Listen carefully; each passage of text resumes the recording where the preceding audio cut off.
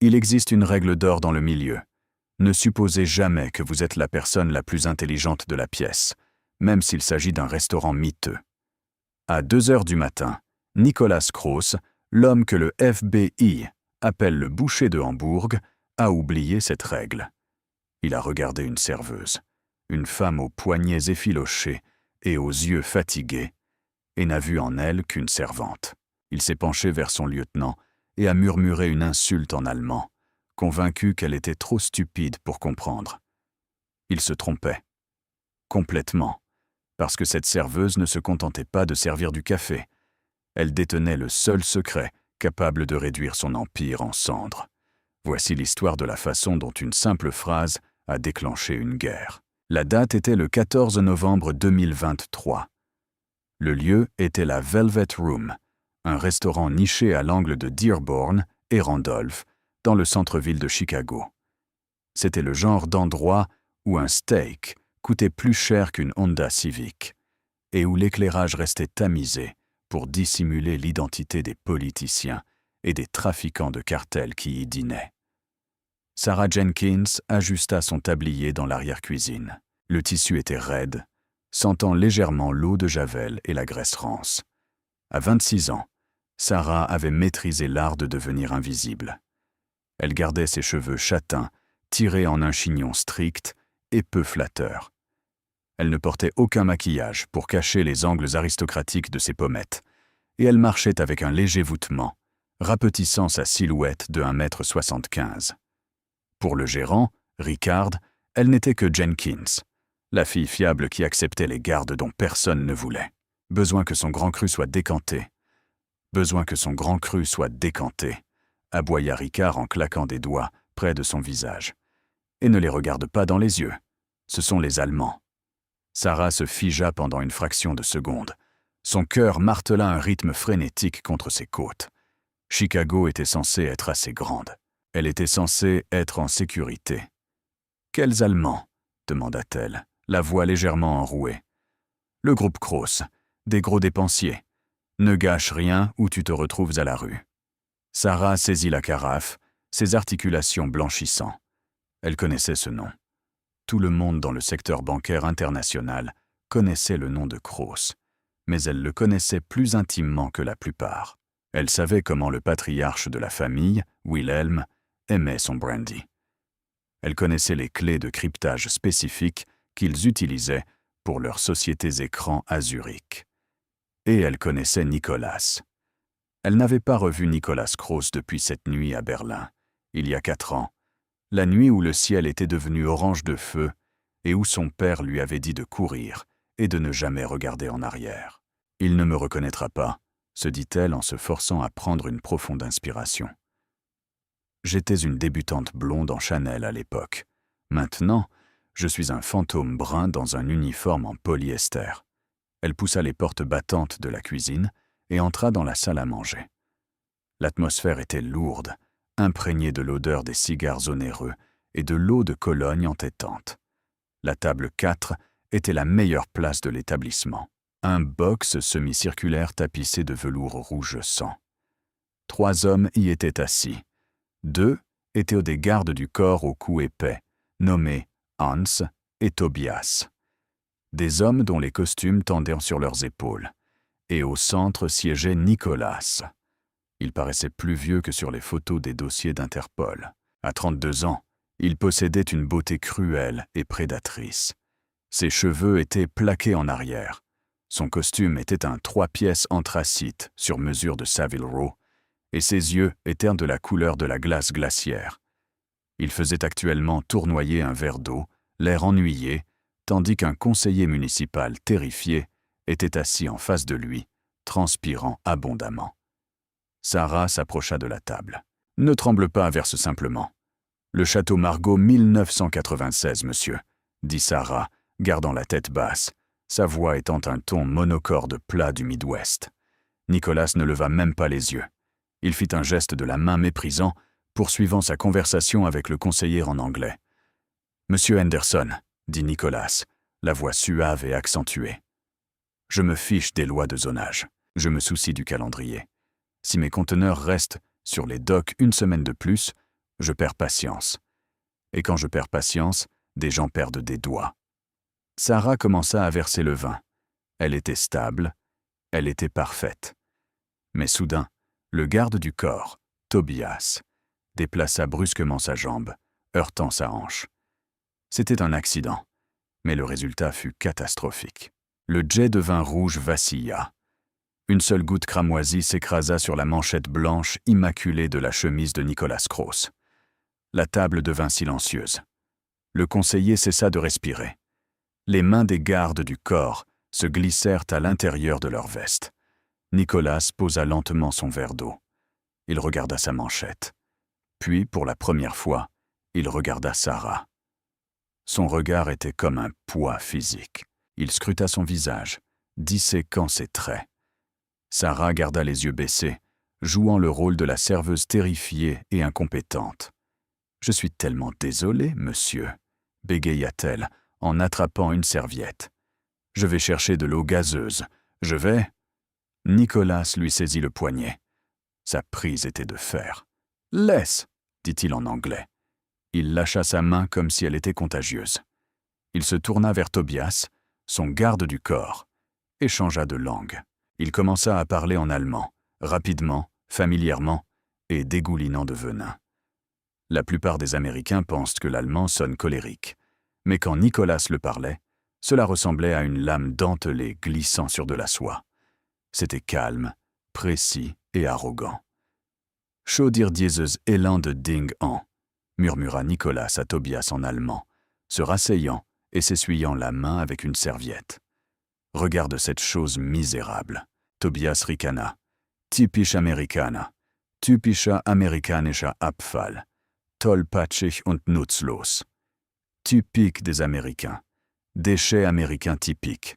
Maladroite et inutile. » Sarah restait là, serrant la bouteille de vin vide. Elle devait faire semblant. Elle devait paraître confuse, effrayée, désolée. Elle devait prétendre que les sons sortant de sa bouche n'étaient que du bruit étranger pour elle. Mais chaque mot était un coup physique. Nicolas continua, ses yeux toujours fixés sur son visage, analysant sa réaction. Il la testait, se moquait d'elle, la traitant comme du bétail. « Attend wie eine Bäuerin » dit Nicolas, un sourire cruel jouant sur ses lèvres. « Oh, c'est distinct. Elle a des mains de paysanne, rugueuse, laide. Elle a probablement passé toute sa vie à frotter des planchers et à vivre de bons alimentaires. Elle pue l'échec. » Le garde du corps rit. « Soll ich sie feuern lassen, boss? Dois-je la faire virer, patron ?» Nicolas prit une gorgée du vin que Sarah venait de verser. Il le fit tourner dans sa bouche, l'avala, puis la regarda avec des yeux dépourvus d'humanité. « Nein » dit Nicolas doucement en allemand. « Lass sie leiden. Wir geben ihr kein Trinkgeld. Und wenn wir gehen, stell sicher, dass der Manager weiß, wie inkompetent sie ist. Vielleicht wird sie weinen. Ich mag es, wenn sie weinen. Es erinnert mich an diese Bankierstochter. Wie war sein Name? Von Fallen. Non. Laisse-la souffrir. Nous ne lui donnons pas de pourboire. Et quand nous partirons, assure-toi que le gérant sache à quel point elle est incompétente. Peut-être qu'elle pleurera. J'aime quand elle pleure. Ça me rappelle cette fille de banquier. Quel était son nom? Von Fallen. Le nom frappa Sarah comme une balle en pleine poitrine. Von Fallen. Heinrich von Fallen. Son père. L'homme que Nicolas Krauss avait fait exécuter dans un entrepôt de Berlin à cause d'un grand livre manquant. La pièce sembla basculer. La vision de Sarah se brouilla. La rage qu'elle avait contenue pendant 4 ans, à travers les faux passeports, les motels bon marché, les teintures, l'humiliation de servir des hommes comme celui-ci, commença à déborder. Elle remonta dans sa gorge comme de la bile. Elle n'était plus Sarah Jenkins. Le masque se fissurait. Nicolas se tourna vers le conseiller américain terrifié, revenant sans effort à l'anglais. « Comme je le disais, monsieur Henderson, l'autorité portuaire doit fermer les yeux. » Il congédia Sarah d'un revers de doigt, sans même la regarder. « Va-t'en, ma fille. Apporte-moi une serviette propre. » Sarah fit un pas en arrière. Elle devrait s'en aller. Elle devrait aller en cuisine, pointer, sortir par la porte arrière et disparaître au Nebraska. C'était le plan. C'était toujours le plan. Survivre. Mais alors elle regarda sa manchette, cette tache rouge. On aurait dit du sang. Elle pensa à son père. Elle pensa aux commentaires sur la paysanne. Elle pensa à l'arrogance d'un homme qui se croyait un dieu parce qu'il avait de l'argent et un flingue. Elle s'arrêta. Elle fit demi-tour. Le restaurant bourdonnait de conversations discrètes. Mais autour de la table 4, le silence fut absolu lorsque la serveuse revint à la table au lieu de partir. Nicolas leva les yeux, agacé. J'ai dit « Va-t'en ». Sarah posa la bouteille de vin vide sur la table avec un coup sec et définitif. Elle regarda Nicolas Krauss droit dans les yeux. Elle redressa l'échine. Le voûtement disparut, son menton se releva. La serveuse fatiguée n'était plus là. La fille de la haute société de Berlin était de retour. Elle ouvrit la bouche, et les mots ne sortirent pas avec un accent plat du Midwest. Ils sortirent dans un allemand de la haute société impeccable, le Hochdeutsch de l'élite, plus pur et plus raffiné que le dialecte de Nicolas durci par la rue. « Meine Hände mögen rau sein, Herr Krauss », dit Sarah, sa voix projetant clairement à travers le silence des tables voisines. « Mes mains sont peut-être rugueuses, Monsieur Krauss. » Nicolas se figea. Sa main tenant le verre de vin s'arrêta en plein air. Tobias, le garde du corps, lâcha sa fourchette. La couleur quitta instantanément le visage de Nicolas, le laissant pâle comme un linge. Sarah ne s'arrêta pas. Elle se pencha, posant ses mains à plat sur la table, envahissant son espace personnel. Aber zumindest sind meine Hände nicht mit dem Blut meines eigenen Vaters befleckt. Mais au moins, mes mains ne sont pas tachées du sang de mon propre père. Et contrairement à vous, je sais qu'on ne marie pas un Château Margaux 96 avec un steak huileux. C'est le comportement d'un nouveau riche qui essaie d'acheter de la classe, mais qui ne possède que de l'arrogance. Le silence dans le restaurant était assourdissant. Même le personnel de cuisine s'était arrêté de bouger. Nicolas la fixait. Son cerveau tentait de traiter l'impossibilité du moment. La serveuse paysanne lui parlait comme une directrice d'école déçue, utilisant un dialecte suggérant qu'elle avait grandi dans les palais de Potsdam, pas dans les banlieues de Chicago. Il se leva lentement. La menace émanait de lui par vagues. « Qui es-tu » chuchota-t-il en anglais. Sarah sourit. Ce n'était pas un beau sourire. C'était le sourire de quelqu'un qui tient une grenade dont la goupille a été retirée. Elle revint à l'anglais, mais garda la cadence allemande. « Tu as mentionné la cargaison au dock, Nicolas, » dit-elle, utilisant son prénom. Un péché capital dans son monde. Tu t'inquiètes pour le calendrier. Tu devrais, parce que le FB ne s'intéresse pas au conteneur 402 sur le quai sud. Il s'intéresse à la société écran que tu as utilisée pour payer l'autorité portuaire. Vanguard Logistics, n'est-ce pas? Les yeux de Nicolas s'écarquillèrent. C'était une information classifiée. Seules 3 personnes au monde connaissaient le nom de cette société écran. L'une était lui, l'autre était son comptable décédé. Et la troisième? « Assieds-toi », ordonna Nicolas. Sa voix n'était pas forte, mais elle était terrifiante. « Tobias, verrouille la porte d'entrée, personne ne sort. »« Vous ne pouvez pas faire ça », couina le conseiller Anderson. « Tais-toi » hurla Nicolas en frappant la table de sa main. Tobias se dirigea vers l'avant du restaurant, tourna l'écriteau sur « Fermé » et se posta devant la vitre. Les autres clients regardaient autour d'eux nerveusement, sentant la violence dans l'air.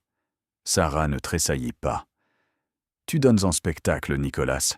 C'est gauche. »« Comment connais-tu ce nom ?» siffla Nicolas, se penchant sur la table, son visage à quelques centimètres du sien. « Qui t'a envoyé? Les Russes?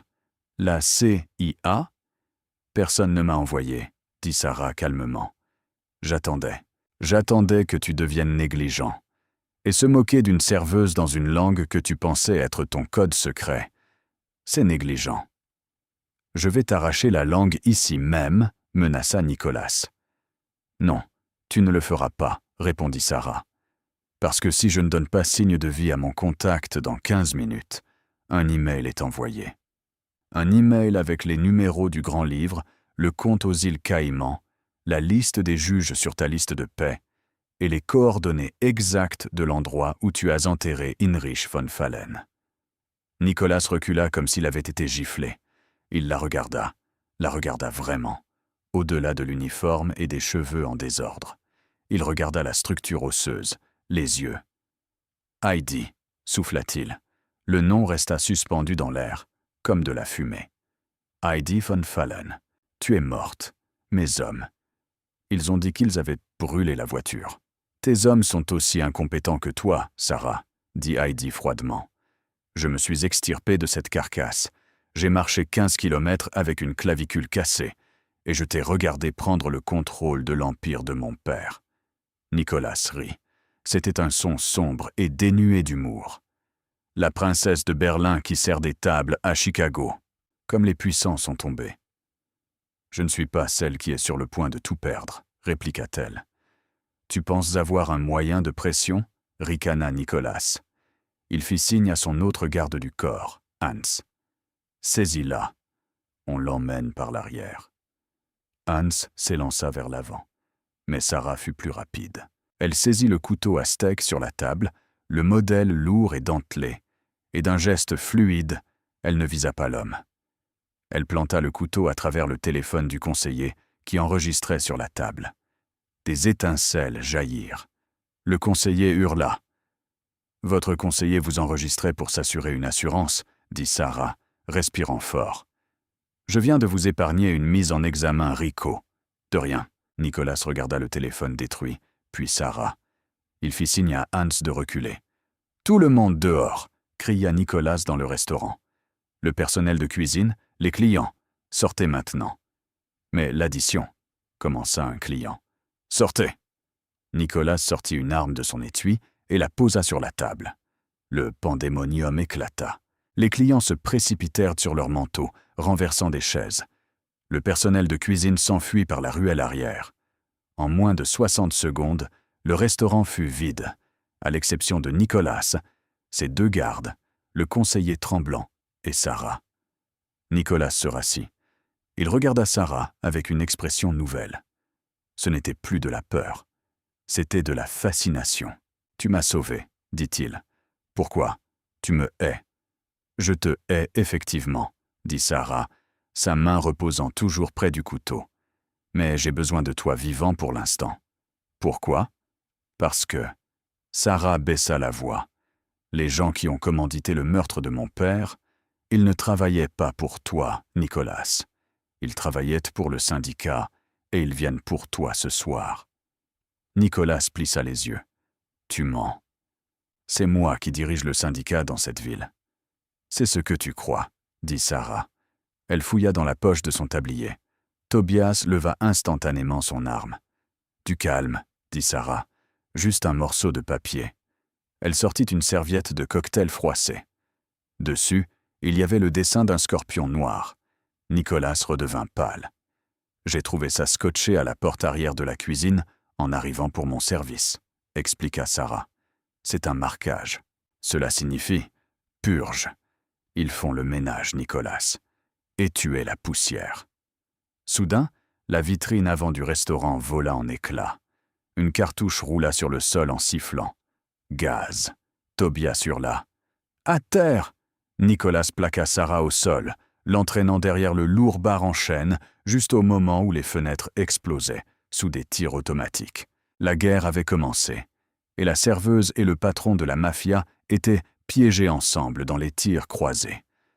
Le monde à l'intérieur de la Velvet Room s'était transformé en un paysage d'enfer, de verre brisé et de fumée blanche étouffante.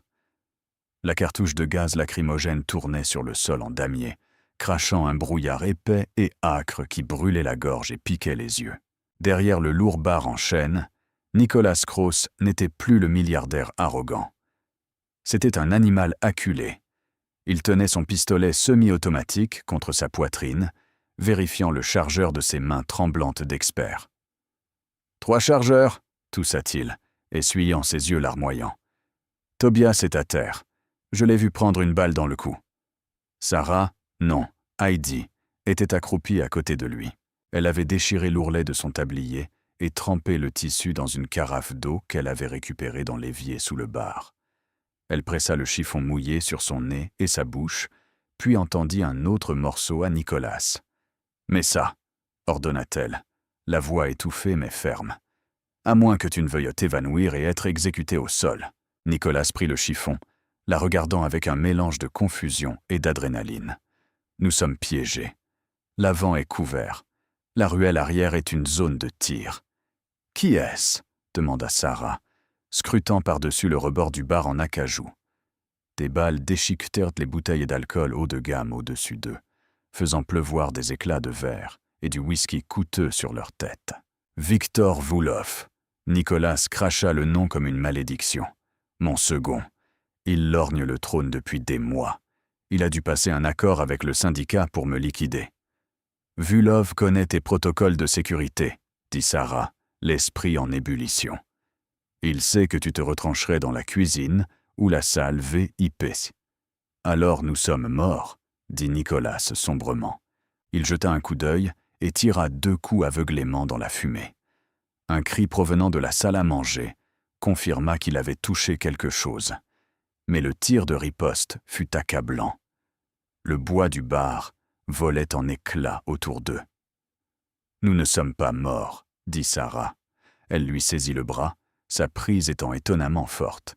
« Tu m'as regardé et tu as vu une paysanne, Nicolas. Tu as vu une fille qui récure les planchers. » « Eh bien, devine quoi ? Parce que je récure les planchers, je sais où vont les canalisations. » Nicolas la regarda. « De quoi parles-tu ? » « Le bâtiment est historique, » expliqua rapidement Sarah, tressaillant, alors qu'une balle fracassait le miroir près de sa tête. C'était un bar clandestin dans les années 1920.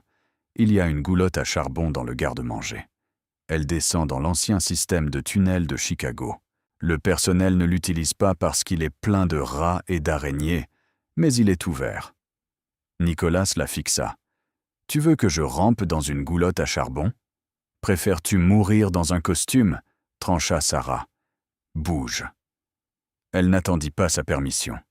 Elle se faufila à 4 pattes, restant basse, se dirigeant vers les portes battantes de la cuisine. Nicolas hésita une fraction de seconde, puis suivit. Ils firent irruption dans la cuisine. Les tables de préparation en acier inoxydable brillaient sous les néons. Un contraste frappant avec le chaos fumant de la salle à manger. Mais la sécurité était une illusion. La porte arrière vola en éclats et une silhouette apparut. Un homme en tenue tactique tenant un fusil à pompe. C'était Hans, l'autre garde du corps de Nicolas. Mais il ne pointait pas l'arme vers les intrus. Il la pointait vers Nicolas. « Désolé, patron, » dit Hans, le visage impassible. « Vulov paie mieux. » Nicolas se figea. La trahison. C'était la seule chose qui faisait vraiment mal dans ce métier. « Hans, » dit Nicolas, la voix basse, « réfléchis à ça. »« C'est fait, » dit Hans. Il arma le fusil. Clac, clac. Le temps sembla ralentir. Nicolas leva son pistolet, mais il savait qu'il était trop lent. Hans avait l'avantage, mais Hans n'avait pas tenu compte de la serveuse. Sarah se tenait près de la friteuse. Elle était encore allumée, bouillonnant d'une huile à 190 degrés Celsius pour les commandes de calamars qui ne seraient jamais servies. Sans une seconde d'hésitation, Sarah saisit le panier métallique de frites surgelées, posé sur le comptoir, et le projeta, non pas sur Hans, mais dans l'huile bouillante. La réaction fut explosive. Les cristaux de glace sur les pommes de terre congelées frappèrent l'huile surchauffée, provoquant une éruption violente de graisse et de vapeur. Un geyser d'huile bouillante jaillit vers le haut et vers l'extérieur. Hans hurla, alors que l'huile brûlante l'éclaboussait au visage et sur sa veste tactique. Idéalement, il aurait tiré, mais le choc le fit tressaillir et se couvrir les yeux. « Vite !» cria Sarah. Nicolas ne laissa pas passer l'occasion. Il tira 2 fois. Hans s'effondra au sol. Nicolas regarda Sarah avec des yeux ronds. « Rappelle-moi de ne jamais te demander de préparer le dîner. » Le garde-manger, maintenant, ordonna-t-elle. Ils se précipitèrent dans la réserve sèche. Cela sentait la farine et les herbes séchées. Sarah poussa une lourde étagère de conserve de tomates, révélant une petite trappe en fer rouillée au sol. « C'est étroit, prévint-elle, et il y a une chute d'environ 3 mètres. Les dames d'abord, dit Nicolas en rechargeant son arme. Non, dit Sarah, toi d'abord. Si tu te casses une jambe, je ne peux pas te porter. Si je me casse la mienne, tu peux me porter. Nicolas fit un signe de tête sec, impressionné. C'est juste. Il se glissa dans l'obscurité. Sarah entendit un grognement et un éclaboussement d'eau en bas. C'est bon, sa voix résonna. Sarah balança ses jambes dans le trou. Juste au moment où elle lâcha prise, la porte du garde-manger explosa vers l'intérieur. Les hommes de Volkov avaient forcé la cuisine. Elle se laissa tomber dans le vide. Elle atterrit lourdement dans une eau stagnante qui lui arrivait aux genoux. L'odeur était atroce. Égout, pourriture et vieille rouille. C'était le noir complet, jusqu'à ce qu'un faisceau de lumière transperce l'obscurité. Nicolas avait activé la lampe tactique de son pistolet. « Tu as une sale tête, » dit Sarah, grimaçant en se relevant. Le costume à 3000 $ de Nicolas était ruiné, trempé d'eau d'égout et couvert de poussière. « Tu n'es pas exactement prête pour le podium toi non plus, princesse, » rétorqua-t-il, l'éclairant. Son uniforme était déchiré, ses cheveux en bataille, et il y avait une traînée de graisse sur sa joue. « Ne m'appelle pas comme ça, » siffla-t-elle. « Mon nom est Sarah. »« Ton nom est Heidi, » corrigea Nicolas, s'avançant dans le tunnel. « Et tu as beaucoup d'explications à donner. Mais d'abord, nous devons sortir de ce trou à rats. » Ils marchèrent dans les tunnels pendant 22 minutes. L'adrénaline retombait, remplacée par la réalité froide et douloureuse de leur situation. Chaque son, un tuyau qui fuit, un rat qui détale, résonnait comme des pas derrière eux. « Ici, » dit Sarah, désignant une échelle rouillée menant à une plaque d'égout. « Cela débouche dans une ruelle derrière le parking sur Clark Street. » Nicolas rengaina son arme et grimpa. Il poussa la lourde plaque de fer d'1 centimètre, guettant les menaces. « C'est libre, » chuchota-t-il. Ils émergèrent dans l'air frais de la nuit de Chicago. La ville était bruyante, inconsciente de la guerre qui venait de se livrer à quelques pâtés de maison. Des sirènes hurlaient au loin, se dirigeant vers le restaurant. « On a besoin d'une voiture, » dit Nicolas. « Mon chauffeur est mort. Mes comptes seront gelés ou surveillés d'ici demain matin. » « On prend le bus, » dit Sarah, en commençant à marcher d'un pas vif dans la ruelle. Nicolas lui saisit le bras. « Le bus? Tu es folle? Je suis Nicolas Kroos. Je ne prends pas le bus. » Sarah dégagea violemment son bras. Elle se planta devant lui, les yeux flamboyants. « Nicolas Kroos est un homme mort en sursis, » dit-elle calmement. « Si tu voles une voiture, les scanners de police le capteront. Si tu appelles un Uber, Vulov tracera le téléphone. Tu es dans mon monde maintenant. Et dans mon monde, on prend la ligne rouge de la CTA parce que personne ne regarde les pauvres dans le train de nuit. » Nicolas la dévisagea. Il regarda la crasse sur son visage, le feu dans ses yeux et l'absence totale de peur. Pour la première fois de sa vie, il ne se sentait pas comme le patron. Il se sentait comme un touriste. « Très bien, » grogna-t-il. « Ouvre la marche. » L'appartement était situé à Uptown, dans un bâtiment en briques qui avait connu des jours meilleurs. Le couloir sentait le chou bouilli et la cigarette rance. Sarah déverrouilla la porte avec 3 clés différentes. « Bienvenue au palais, » dit-elle d'un ton sec, poussant la porte. C'était un studio, minuscule, un matelas au sol, une plaque chauffante, un portant d'uniforme et des piles de livres. Des centaines de livres. Philosophie, économie, manuel de codage, histoire de l'art. C'était la bibliothèque d'un érudit vivant dans la cellule d'un moine. Nicolas entra, l'air déplacé dans cet espace exigu. Il se dirigea vers la fenêtre, scrutant à travers les stores. « Éloigne-toi de la fenêtre, » dit Sarah, verrouillant les verrous de sécurité. « Et éteins ton téléphone. Enlève la batterie si tu peux. » « C'est un iPhone. Je ne peux pas enlever la batterie, marmonna Nicolas. Mais il l'éteignit et le jeta sur le matelas. Il s'assit lourdement sur une chaise en bois, son adrénaline retombant enfin. Il siffla de douleur, se tenant le côté. « Tu es blessé, » dit Sarah. Sa voix perdit un peu de sa dureté. Elle s'approcha de lui. « Laisse-moi voir. »« C'est rien, » dit Nicolas. « Juste une éraflure. »« Laisse-moi voir, » insista-t-elle. Elle écarta sa main et déboutonna sa chemise de cérémonie ruinée. Il y avait une longue entaille rouge le long de ses côtes. Une balle l'avait frôlé. Ce n'était pas assez profond pour être mortel, mais cela saignait lentement. « J'ai une trousse de secours, » dit Sarah. Elle alla dans la salle de bain et revint avec une boîte en plastique. Elle s'agenouilla entre ses jambes, nettoyant la plaie avec de l'alcool à friction. Nicolas la regardait. Il regardait ses mains, les mains qu'il avait qualifiées de mains de paysanne il y a seulement 1 heure. Elles étaient stables, douces et précises. « Pourquoi ne m'as-tu pas laissé mourir ?» demanda Nicolas doucement. Sarah ne leva pas les yeux. Elle appliquait un pansement papillon. « Parce que tu me dois quelque chose. »« Je te dois quelque chose ?» Nicolas laissa échapper un rire âpre. « J'ai tué ton père. Tu te souviens ? C'est ce que tu as dit. » Sarah termina le pansement et se rassit sur ses talons, levant les yeux vers lui. La distance entre eux était infime. L'air dans la petite pièce sembla soudain s'amincir. « J'ai dit que tes mains étaient tachées de son sang, » dit Sarah.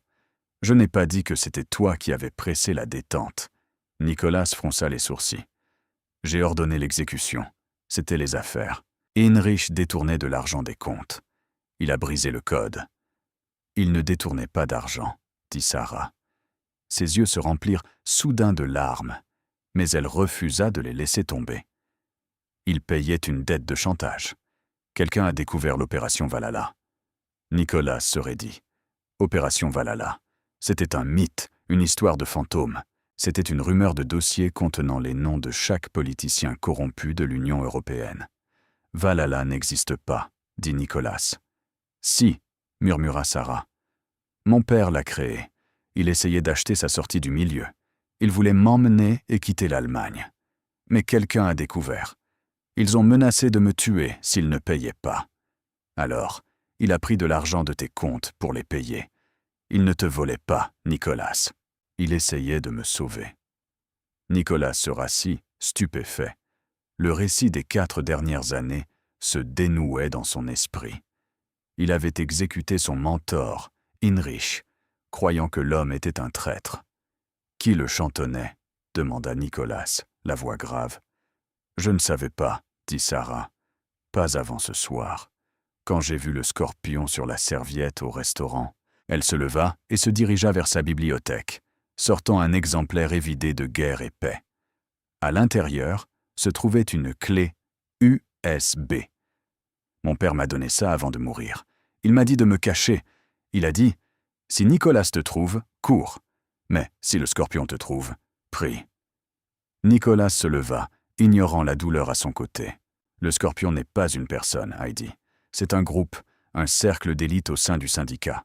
Ce sont eux qui tirent les ficelles. « Et ils se sont servis de toi, » dit Sarah, pointant la clé USB vers lui comme une arme. « Ils ont utilisé ta colère. Ils t'ont fait tuer le seul homme qui savait qui ils étaient. Tu étais leur marionnette, Nicolas. » La réalisation frappa Nicolas avec la force d'un coup physique. Il s'était enorgueilli d'être le plus intelligent, le plus impitoyable, mais il avait été manipulé. Pendant 4 ans, il avait été le roi de Hambourg, mais en réalité, il n'était que le concierge du groupe Scorpion. Il regarda Sarah. Il vit la haine dans ses yeux, mais aussi l'épuisement. « Tu as les noms ?» demanda Nicolas, désignant la clé. « J'ai la moitié de la clé, » dit Sarah. « Mon père l'a cryptée. Il a dit que l'autre moitié de la clé était avec toi. »« Avec moi ?» Nicolas secoua la tête. « Il ne m'a jamais rien donné. »« Réfléchis, » pressa Sarah. « La nuit où il est mort. A-t-il dit quelque chose? T'a-t-il donné quelque chose ?» Nicolas ferma les yeux, forçant son esprit à revenir à cette nuit pluvieuse dans l'entrepôt de Berlin. L'arme à la main, Heinrich à genoux. Heinrich l'avait regardé, du sang sur les lèvres. « Nicolas, avait-il dit, vérifie le millésime. Toujours vérifier le millésime. » Les yeux de Nicolas s'ouvrirent brusquement. « Le vin, murmura Nicolas. Sarah fronça les sourcils. « Quoi? Ce soir ?» dit Nicolas, faisant les 100 pas dans la petite pièce. « Au restaurant. Tu as versé le château Margaux. 1996. C'était le vin préféré de Heinrich. Alors il m'a donné une bouteille, dit Nicolas, l'esprit en ébullition. Pour mon 30e anniversaire, 2 jours avant que je le tue. Il m'a dit de la garder pour une occasion spéciale. Je ne l'ai jamais ouverte. Elle est dans mon coffre-fort au penthouse. Tu penses que la clé est dans la bouteille ? Demanda Sarah. Heinrich était de la vieille école, dit Nicolas, un sourire dangereux se formant sur son visage.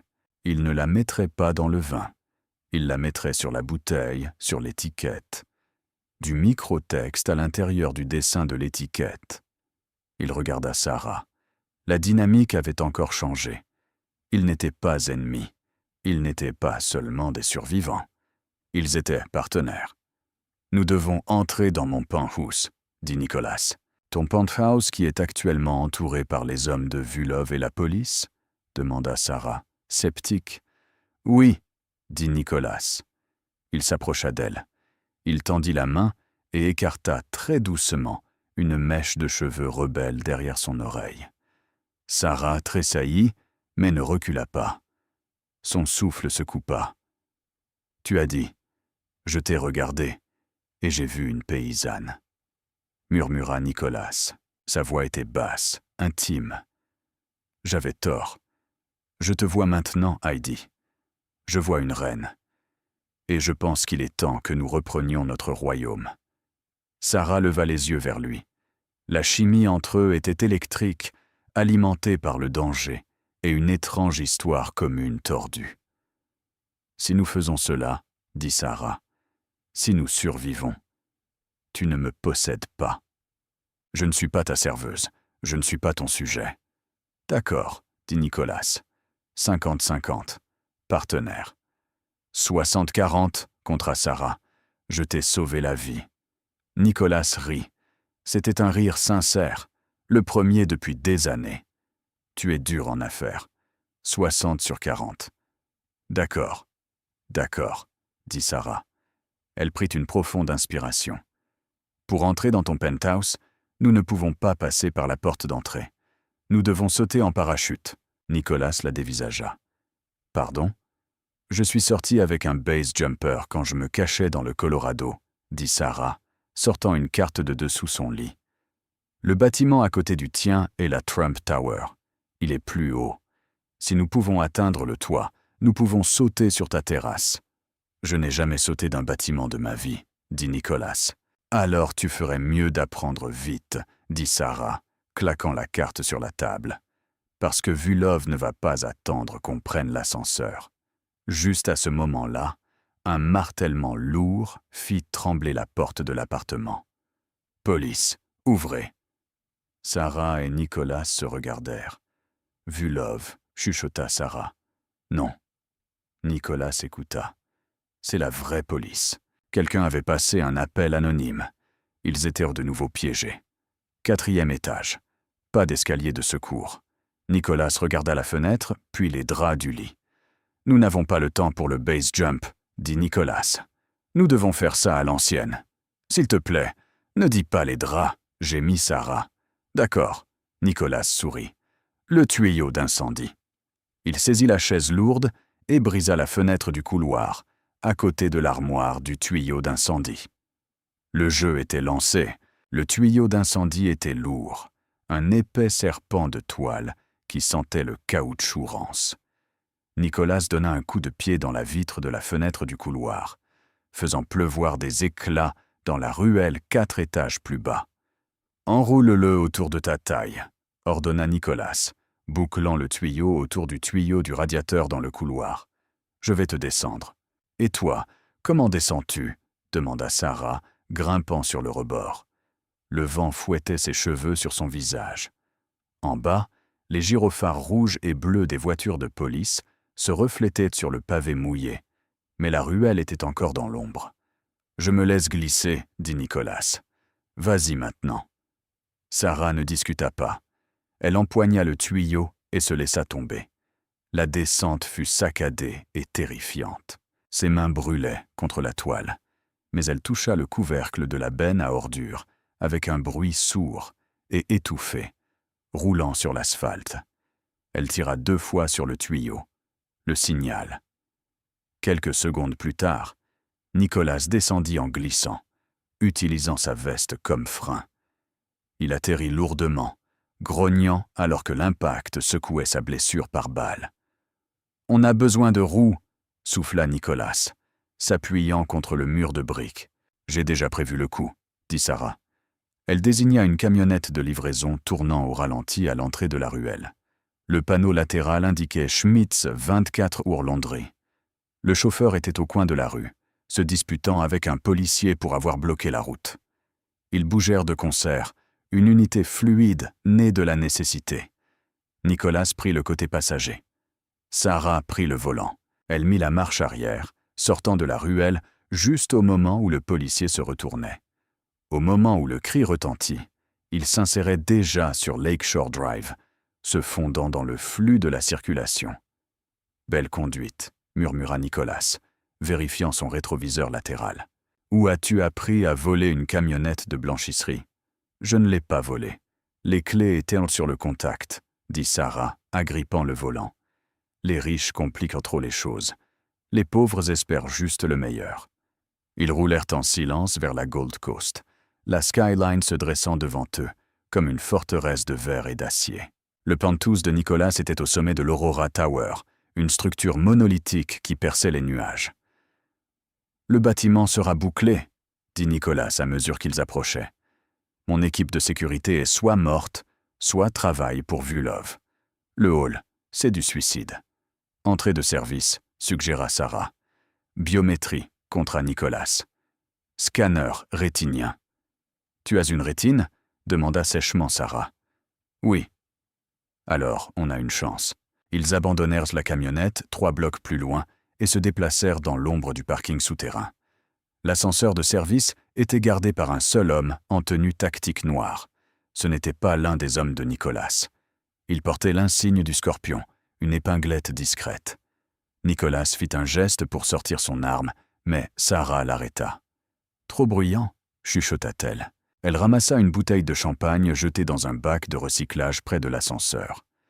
Elle prit une profonde inspiration, ébouriffa ses cheveux pour paraître encore plus débraillée et sortit à découvert en titubant, chantonnant une version ivre et pâteuse de Happy Birthday. Le garde se retourna brusquement, la main sur son arme. Il vit une femme éméchée en uniforme de serveuse tenant une bouteille. Il se détendit légèrement.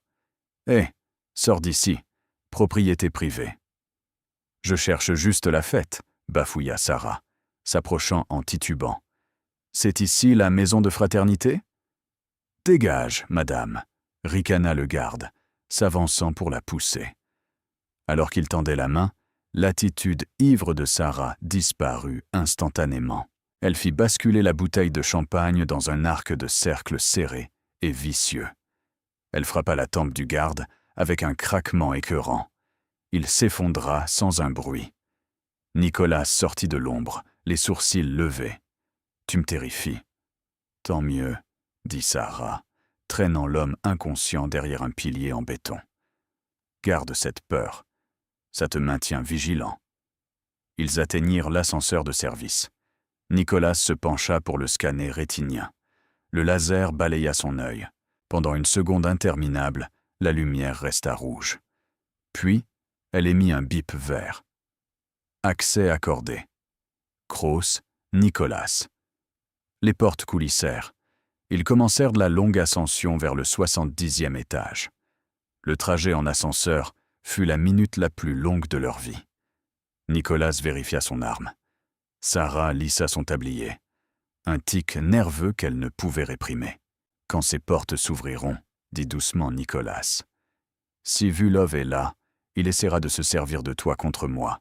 Il pense que tu es faible. »« Laisse-le croire ça, » dit Sarah. Elle regarda Nicolas. On récupère la bouteille, on récupère la clé, on les réduit en cendres. Nicolas la regarda, et à ce moment-là, la barrière entre le parrain de la mafia et la serveuse se dissipa complètement. Il tendit la main et prit la sienne, entrelaçant leurs doigts. Ce n'était pas un geste romantique, c'était une ancre. « Ensemble » dit-il. « Ensemble » répéta-t-elle. L'ascenseur tinta. Les portes s'ouvrirent directement sur le salon du penthouse. C'était une scène de dévastation. Les fenêtres du sol au plafond étaient plis-brisées. Les meubles en cuir blanc étaient renversés. Et debout au centre de la pièce, flanqué de 4 mercenaires lourdement armés, se tenait Victor Vulov. Il tenait une bouteille de vin. Le château Margaux, 1996. « Je me demandais quand vous alliez vous montrer tous les deux, » dit Vulov, la voix mielleuse et triomphante. Il leva la bouteille vers la lumière. « Heinrich a toujours eu bon goût. Dommage qu'il soit mort comme un chien. » Nicolas sortit de l'ascenseur, l'arme levée. Sarah restait un demi-pas derrière lui. « Pose ça, Victor. Et une fois que je la leur aurai donnée, je deviendrai le roi de Chicago. Et toi, tu deviendras un souvenir. » « Le scorpion n'a pas de partenaire, » intervint Sarah, sa voix perçant la tension. « Ils n'ont que des fardeaux. Une fois que tu auras remis ça, tu seras mort, Victor. » Les yeux de Vulov se tournèrent vers Sarah. Il rit. « Ah, la petite serveuse, le fantôme. Tu aurais dû rester morte, Fräulein von Fallen. » Il fit signe à ses hommes. « Tuez-le. Gardez la fille. Je veux m'amuser un peu avant qu'on ne se débarrasse d'elle. » Les mercenaires levèrent leurs fusils. « Attendez !» cria Sarah. Elle se plaça devant Nicolas, les mains levées. « Ne tirez pas !» supplia-t-elle, la voix tremblante. « S'il vous plaît, je ferai n'importe quoi. Ne le tuez pas. » Vulov sourit, faisant signe à ses hommes d'attendre. « Tu vois, Nicolas, elle supplie. C'est pathétique. » Sarah mit lentement la main dans sa poche. « J'ai l'autre moitié, » bégaya-t-elle. « La clé USB. Vous avez besoin de la clé pour lire la bouteille ?» Elle sortit la clé USB. Les yeux de Vulov se fixèrent avidement sur le petit bâton d'argent. « Apporte-la ici. » Sarah s'avança lentement. Elle dépassa Nicolas. Ce faisant, elle murmura un seul mot en allemand, à peine audible. « Runter. » À terre. Sarah arriva à moins d'1 mètre de Vulov. Elle tendit la clé. Vulov tendit la main pour la saisir, la bouteille de vin tenue lâchement dans l'autre main. Sarah ne lui donna pas la clé. Au lieu de cela, elle la lâcha. Par réflexe, les yeux de Vulov suivirent l'objet en chute. À cette fraction de seconde, Sarah n'attaqua pas Vulov. Elle décocha un coup de pied avec sa lourde botte de travail, visant non pas l'homme, mais la main qui tenait la bouteille de vin. Crash! La bouteille vola de l'emprise de Vulov et se fracassa contre le sol en marbre. Le vin rouge sombre explosa vers l'extérieur, trempant le tapis blanc. « Non !» hurla Vulov, regardant les débris. « Maintenant !» hurla Sarah, se jetant au sol. Nicolas n'hésita pas. Il tira par-dessus la tête de Sarah. Bang! Bang! 2 mercenaires s'effondrèrent. Vulov, aveuglé par la rage et la perte de son prix, braqua son arme sur Sarah. Mais Nicolas fut plus rapide. Il s'élança à travers la pièce, plaquant Vulov. Ils s'écrasèrent sur une table basse en verre, roulant dans une tempête d'éclats et de poings. Les 2 mercenaires restants ouvrirent le feu. Mais ils étaient confus, leur ligne de mire étant bloquée par leur patron luttant avec la cible. Sarah rampa sur le sol, ignorant le verre qui lui coupait les genoux. Elle ne cherchait pas une arme. Elle cherchait l'éclat le plus large de la bouteille de vin, spécifiquement la pièce avec l'étiquette principale. Elle le trouva, un morceau de verre incurvé et dentelé dégoulinant de vin millésimé. Elle le saisit et roula derrière le canapé renversé, juste au moment où les balles déchiquetaient le rembourrage. « Nicolas !» cria-t-elle. « La cheminée !» Nicolas, qui clouait actuellement Vulov au sol et le frappait à plusieurs reprises au visage, l'entendit. Il comprit. Le Penthouse disposait d'une cheminée massive alimentée au gaz, un élément décoratif. Nicolas roula pour se dégager de Vulov, saisit une lourde statue de bronze et la projeta contre la valve de gaz sur le mur. Le tuyau se rompit dans un sifflement. « Feu !» hurla Nicolas, plongeant derrière le canapé à côté de Sarah. Sarah sortit un briquet de sa poche de tablier. Règle numéro 1 de serveuse. Toujours avoir un briquet pour les fumeurs en terrasse. Elle l'alluma et le lança vers le gaz qui s'échappait. Vroom! Un mur de feu surgit au centre de la pièce, séparant Nicolas et Sarah de Vulov et ses hommes. Le système d'arrosage automatique se déclencha instantanément, faisant pleuvoir de l'eau, mais le feu de gaz faisait rage, créant une barrière chaotique de vapeur et de flammes. « On doit y aller !» toussa Sarah, serrant l'éclat de verre contre sa poitrine. « La bouteille est détruite !» hurla Nicolas par-dessus le rugissement du feu. « C'est fini !»« J'ai l'étiquette !» cria Sarah, lui montrant le verre. « Je l'ai. » Ils coururent vers les portes de la terrasse. Le vent au 70e étage hurlait. « On ne peut pas retourner à l'ascenseur !» cria Nicolas. Sarah regarda le bord du balcon. Puis, elle regarda la piscine sur la terrasse de l'immeuble d'à côté, celui qu'elle avait indiqué sur la carte. Elle était plus basse, peut-être 6 mètres plus bas, et à 9 mètres de distance.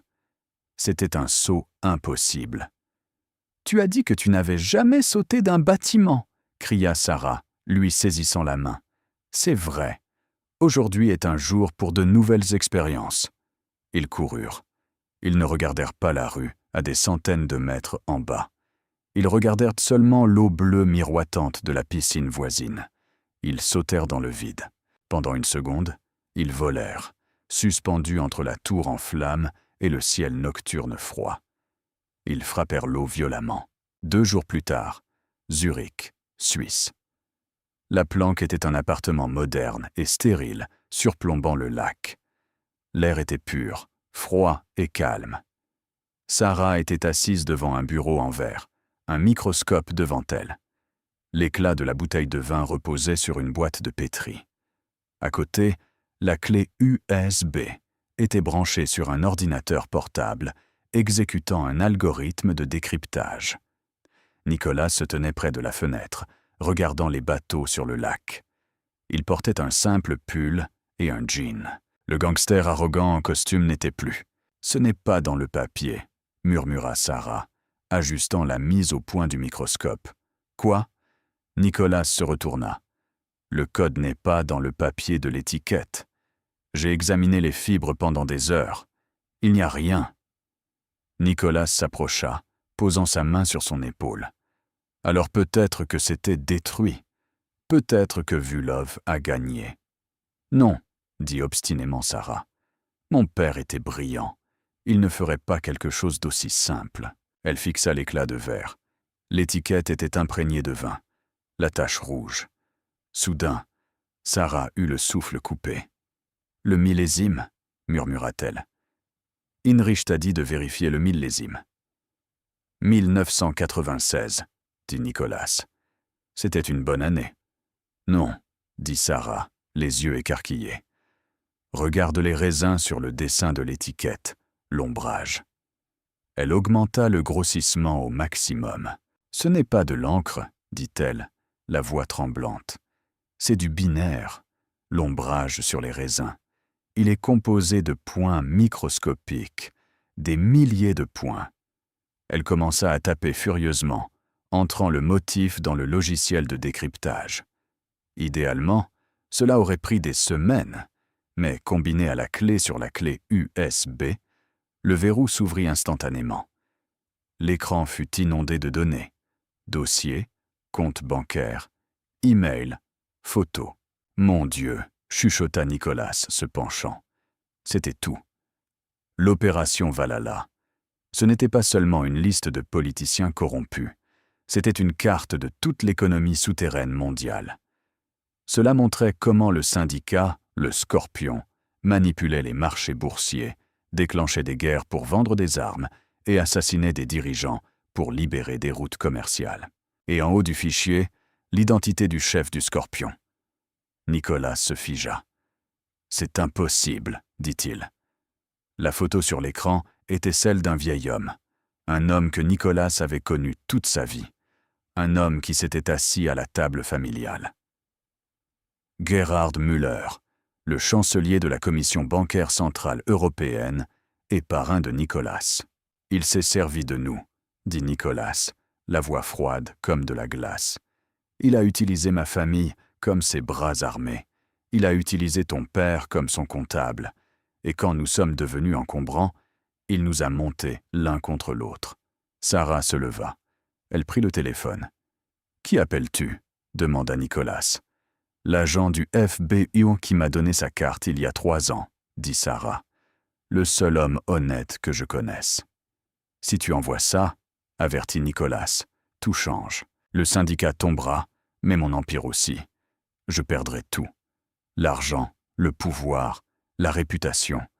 Je ne serai plus personne. » Sarah tenait le téléphone. Elle le regarda. « Tu as un choix, Nicolas.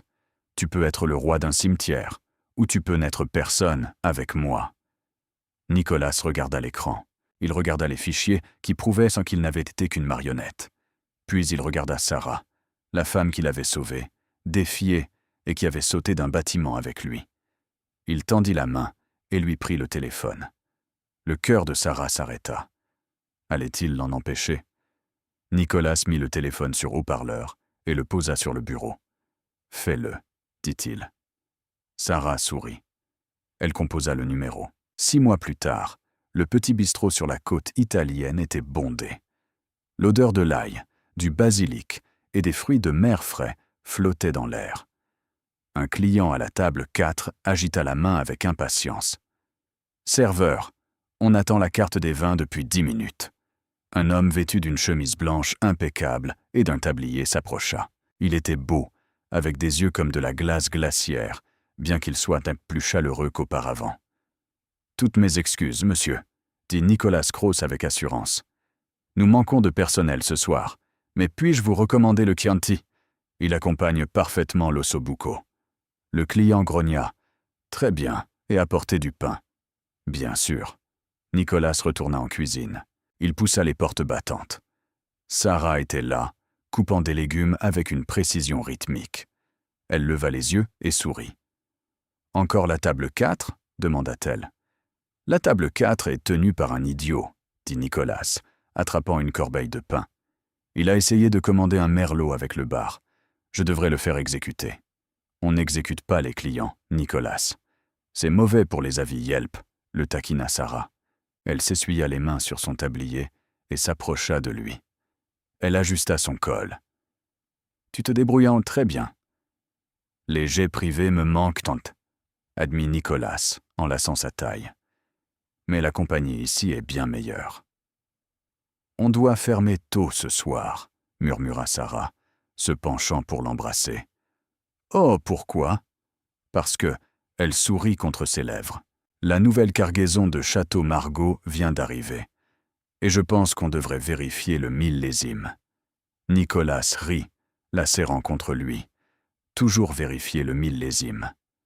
Dehors, le soleil se couchait sur la Méditerranée, jetant une lueur dorée sur le petit restaurant nommé le Scorpion de velours. Le passé était enterré. Les dossiers étaient publics. Le monde avait changé. Mais pour la serveuse et le parrain de la mafia, la seule chose qui comptait était la commande à la table 4 et la vie qu'ils construisaient, un plat après l'autre. Et c'est ainsi que Nicolas Cross apprit la leçon la plus importante de sa vie. Ne jugez jamais un livre à sa couverture et n'insultez jamais une serveuse en allemand.